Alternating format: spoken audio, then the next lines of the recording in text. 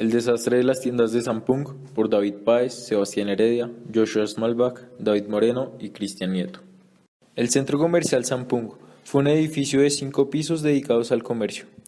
Fue construido en el año 1989 en Seúl, Corea del Sur. El colapso del edificio se dio después de 5 años de haber sido construido.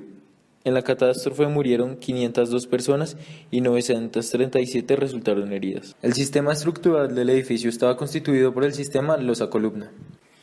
Para describir por qué se produjo la falla de la estructura, debemos conocer las solicitaciones de carga que tenía.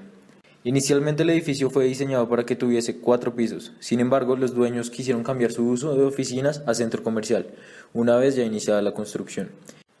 A pesar de estas modificaciones estructurales y de uso, no se realizaron los ajustes pertinentes en el diseño, teniendo en cuenta las nuevas cargas que se generarían en la estructura. Asimismo, hubo una reducción en el tamaño de las columnas, pues su diámetro se redujo de 80 centímetros a 60 centímetros. Se disminuyó la cantidad de acero de refuerzo, pasando de 16 varillas a solo 8 por columna. También se engrosó la placa de la última planta, generando un aumento de la carga muerta, pasando de 8 kilopascales iniciales a 10.1 kilopascales finales. En última instancia, se decidió cambiar la pista de patinaje por un restaurante, lo que aumentó considerablemente la carga viva de 2.4 kilopascales a 4.9 kilopascales. Lo anterior se puede decir que fue la principal razón de la falla de las tiendas de Sampung. Adicional a esto, las unidades de aire acondicionado instaladas en el techo de la última planta se movieron por medio de rodillos y se generaron pequeñas grietas. Por la acción combinada del aumento en las solicitaciones de carga, disminución del área transversal de las columnas y ambición de los gerentes del proyecto, la última razón que hizo fallar la estructura fue la vibración de las plantas de aire acondicionado de última planta. Esto provocó punzonamiento de las columnas al techo y cada piso cayó encima de otro hasta que el edificio colapsó por completo. Para analizar el efecto de la vibración de los aires acondicionados, se usó la norma sismorresistente colombiana para el espectro de pseudoaceleraciones. Por lo tanto, se tuvo que identificar el tipo de suelo.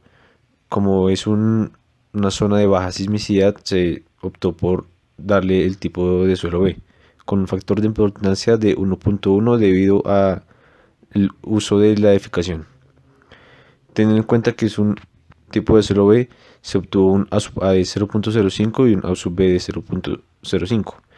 De esta forma, el F sub A es igual a 1 y el F sub B es igual a 1. Se tuvo que investigar la frecuencia a la cual operaban los aires acondicionados. Esta resultó ser de 60 Hz.